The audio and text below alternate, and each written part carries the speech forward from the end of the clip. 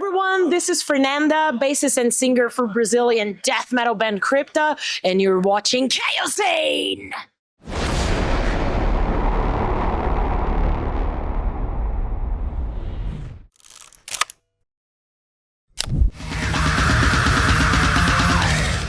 Hello, Fernanda. How are you doing today? I'm doing perfectly fine, like how could you not be fine being such an amazing festival? After a dream coming true of playing the main stage on this amazing festival, it was really, really cool. I'm having such a fun day. After that, I'm watching some of my favorite bands. There's Ginger, Behemoth, Exodus. I can say I'm pretty happy. We are doing a series of videos called My Story as Metal Frontwoman. And you fit perfectly in this type of thing. So I was like, let's ask Fernanda some questions about your history of being a metal frontwoman. So my first question is, do you remember the first time you listened to some heavy metal? Yeah. I was born and raised in a musically oriented house environment because my dad is a metalhead. So since I was literally 5-6 years old, I was used to listening to metal every day. And I remember when I was 6-7, my dad would record cassette tapes to me with my favorite picks from whatever he was listening. And so there was like Warlock, always women. There were always girls. My dad always made sure to show me bands with women. It was like Warlock, Iron Maiden, but also Suicidal Tendencies and Biohazard and stuff like that. Axel Rudy Pell. So my dad had always had a very broad taste for metal. It was always a very natural thing to me. And when I was, of course, as a kid, I would also, like listen to Spice Girls and Hanson, but also a bunch of metal. But when I was like a teenager, I was like, yeah, I like it, and I definitely want to keep listening to metal. So that's it. That's how it all started to me. Also, I think in those bands that you mentioned, that was also the first time that you listened to someone growling in like songs and music. Yeah. That was your first approach as well with the... Yeah, my dad wouldn't listen to a lot of thrash and death metal. His thing was like new wave of British heavy metal and like power metal, heavy metal, symphonic metal, gothic metal, all these kind of things. But then when I was like, he did have some stuff like Sepultura, Slayer. He would have some heavier stuff, but I really started getting more in touch with that when I was a teenager already. And me and my friends would exchange, like new bands that we were finding out. And that's when I got in touch with a lot of thrash and death metal. And that's when I learned more about the harsh vocals and everything. And I thought it was amazing. That's when I was, like a teenager that I got in touch with bands like Arch Enemy, with Angela Gossov at the time. I was like, oh, can girls do that too? Because I would see, like, again, my dad would always show me bands with girls, like Warlock, Girls' School, which was a huge influence to me. But it was more melodic bands. But then when I saw Angela Gossov doing that, I was like, oh, didn't even know it was possible. So she inspired me a lot back then. And yeah, that's how it started with getting in touch with like this more extreme bands. I wanted to go back a bit in time as well, asking you about your first band, like when you actually started performing live. I started off as a bass player. I always liked to sing, but I was singing in the shower, or in the street going to work. I would be like listening to music and singing. So I never actually thought I was going to be, like a singer or a front woman, because I started off with the bass because my dad was also a bass player. So it was a natural choice to me. So I started off playing bass, and I remember not only my first band, but the first song I ever learned to play in a band audition. And I was super young. I was like, I don't know, like 14, 15 maybe. The song was Power by Halloween, and it was a tough song at that time for me to play. And my first band was called Moonstar. Was it Moonstar? Yeah, Moonstar. And we would play only covers of like power metal. So we would play Sabotage and Halloween and Sonata Arctica and all these bands. And it was really, really cool. Right after that, I had a heavy metal band. And because at that time I was listening to a lot of new wave of British heavy metal. So it was like a more Warlock oriented band. And it was all good. Funny fact, I've been through many bands and all of them were all girl bands. All girl bands. I never played with men before. Nothing against you guys, but it was just natural to me. I would look around and see so many guy bands. I was like, well, I want to join girl bands. I want to make girl bands because you know, like we can do it too. I was a feminist at that time and I didn't even know. Anyways, so yeah, my second band was a heavy metal band. It was called Hellguard. It was really cool. I loved that band. My third band was more Arch Enemy oriented, and it was called Hellarize. And that's when I started doing the screams, you know, like because we needed someone to do backing vocals. Was like, yeah, I love singing, I can try, but I didn't know how to do it, and I was basically just scream. And then on my band after that, Nervosa, that's when I was a front woman for the first time. So I had so many bands before I found out I would actually want to sing in a band. And it was also like, I didn't plan for that. We were like, okay, we needed a vocalist, and I was like, I can do it till we find a proper singer. And then the girls liked it when I did it, and I kept doing it, and now here I am. At least you're the proper singer. I mean, I still don't consider myself a proper singer, but at that time, even less. Well, I think that the huge crowd that was in front of the main stage can testify that you are. Yeah. I just try to be very humble and keep both my feet on the floor so I don't dream too high. No, of course, but it could be like disrespectful to you to say that you're not a proper singer. So, I mean... Okay, so I accept the fact that I'm a proper singer. How long do you think it took you to shape your technique as a vocalist? It took me a while because on the beginning, I told you I would just scream, no technique at all. You know, like back then, it was socially, economically very challenging to me to have money to invest in music. So I wasn't able to invest in vocal lessons. There was no way I could do that. And back then, YouTube was not the same thing as it is today, where you can find like full classes on singing, you know, like it was mostly memes and stuff like that. So what I did, since I had no resources, but I had so much willpower to make it happen, I would just try whatever hurt less, you know, like for my vocals. And on the beginning, I would hurt my throat a lot. Don't do that. Don't do that. If you have the opportunity, go for a coach. If you can't go afford a coach, find some, you know, like instruction lessons online, because it's definitely worth it. There are some free resources as well. Exactly. You can go for it. Yeah. What I did, I was just trying whatever hurt less on my vocals. And then after a while, when I was like there with Nervosa, I was like, okay, I think I found my comfortable spot. And then when YouTube was a little bit more developed, then I found out it was actually a proper technique that I was doing, that I was able to do, which is the fry scream, and which is the same technique that I do nowadays. That's basically a lot of distortion coming from here. And yeah, but it took me a while. And I think learning vocals, it doesn't matter if it's clean or screaming, it's a lifetime learning. Because I'll give you an example.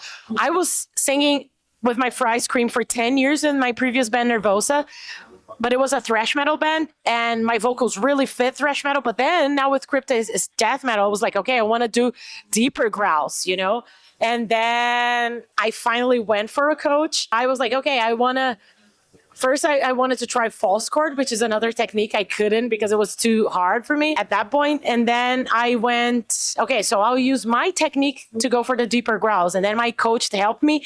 But when he started helping me, we noticed that I had so many bad habits, that I was doing so many things wrong. It was the right technique, but I was doing, you know, like the difficult way. So it took me over a year to unlearn my bad habits and being able to learn some new stuff so I could sing more fluidly. So that's why my tip nowadays is go for a coach. You'll save so much of your precious vocal cords plus time. Which is the most precious things of all. So there's so many free resources. Go for it. So can you share with us a memory of your first time touring, either in Europe or somewhere with your band? I have so many good memories. The first time I actually toured, because I would play many shows with my first bands, many shows, like over 100 a year. It was in Latin America, in Brazil, and there we don't really tour. We do, you know, like weekend shows and stuff like that, because it's a gigantic continent and country. So my first time actually touring was in Europe in 2015. My band was 4 years old back then. And some of the best memories are from that tour, because we did so many festivals. Actually, Summer Breeze was on that tour. Yeah, it was one of the first ever summer festivals I played in my whole life. Wow. My first ever show in Europe was in Obscene Extreme, that festival. Yeah, and it was so special because I would only hear about and see videos of these festivals, and then I was there playing them. It was a very special tour for me, the first one I did. I have some of the best memories of like things that are nowadays common for me because we're traveling to Europe all the time for the tours. But to me, they would amaze me. Like that time, like for instance, the first time I saw a sunflower field from the inside of the van, I cried. I was like, this is so beautiful. Oh my God, thank you, universe, for allowing me to tour and see this. And now you see them all the time. But to me, that was so special. First time I saw a cherry on a tree. It was in Czech Republic. I was oh my God, taking 1,000 pictures of, so all these very special things of like my first time at a summer festival, because there's nothing like the European Summer Festival. So my first time, it was all a big discovery. So that whole first tour was a very beautiful memory that I will cherish forever, definitely. Absolutely. That's amazing to hear. And now you get to play in like the main stage, so that's even more special. It's so special. I'm so thankful every day. Like I know I'm very privileged to have such a cool job. It's tough, it's challenging in more ways than people imagine. But I even get a little bit emotional because that's the life I've always dreamed and that I thought I could never have. Being, like from Brazil, everything's so hard there. Making a living there is so hard.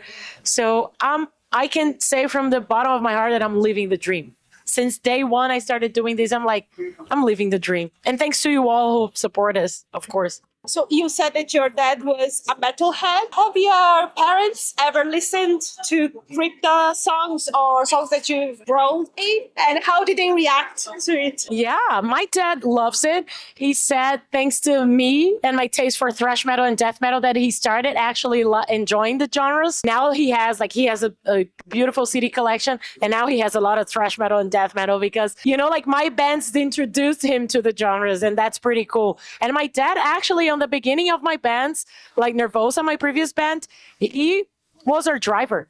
He was traveling with us. So he lived a little bit of this dream with me. It was really, really funny. He was our driver and merch guy for some years. And my mom always, whenever she has the chance, she always goes to the show. Not only my grandma, but my little cousin, my grandma goes to some of the shows. My grandma's like, I don't understand it, but I love it. I love to see you so happy. And my mom actually likes it. And my dad too. They're metalheads. My mom and dad went to so many metal shows together when they were married, like Iron Maiden, Manowar, Scorpions, Metallica, lots of shows. So my mom likes it too. So I'm very fortunate. That's amazing. You said before that when you got the coach for your vocals, there were some bad habits that you had to relearn in the correct way. Are there any food or drinks to completely avoid before a show to get the vocal cords properly in position to perform? I think usually people ask me if I have any tips for vocals and for, being healthy on the road.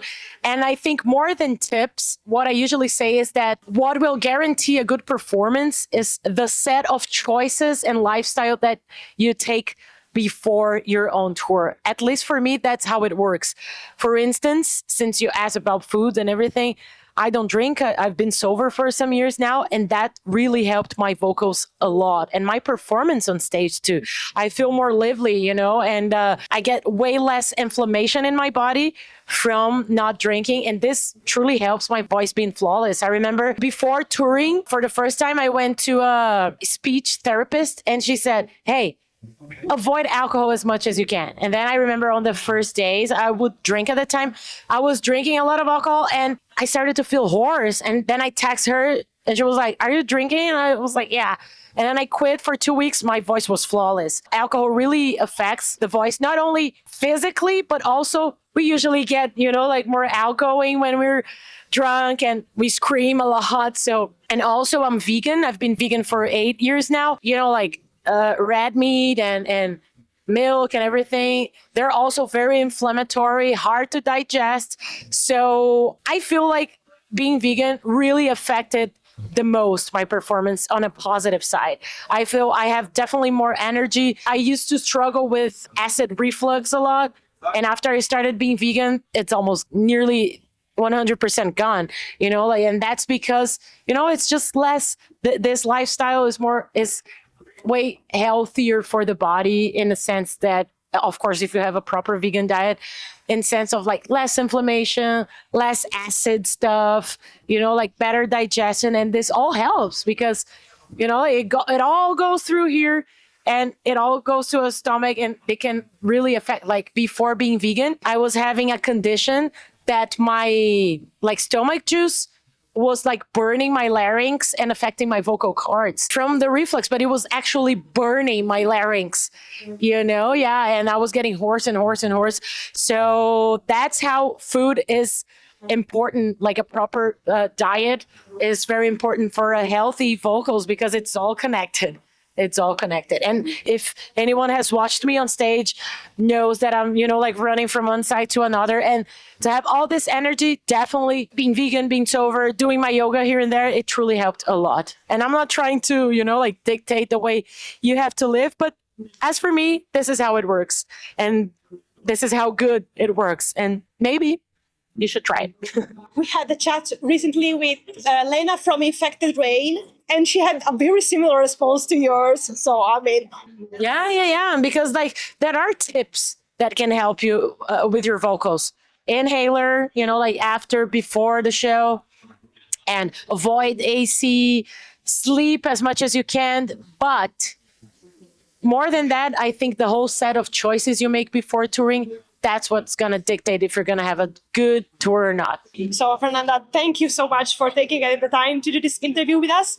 Just one last question. Is there any advice you would give to a young person that wanted to be a metal vocalist someday? Just believe your dream, believe in yourself, and have around you people that believe in you as much as you do. These are very important things, especially if you trying to do something that's non-conventional, like being a singer or a metal singer, people will try to put you down. It's not an easy path. There's going to be so many challenges, but as long as you stay true to what you believe, stay true to yourself and your values, and stay true to your dreams, it is possible. I'm a living proof of that. There's still so much I want to achieve, but so far it's been so cool. And I'm here to my passion and my conviction that I wanted to do this. So surround yourself with people who believe you and your projects as much as you do, and just go for it. Nothing can stop you if you trust yourself and your instinct and your passion to do it. Wonderful. Thank you very much. Thank you so much for watching me talk for so long. I hope you enjoyed. Thank you for your support. Thank you for being here.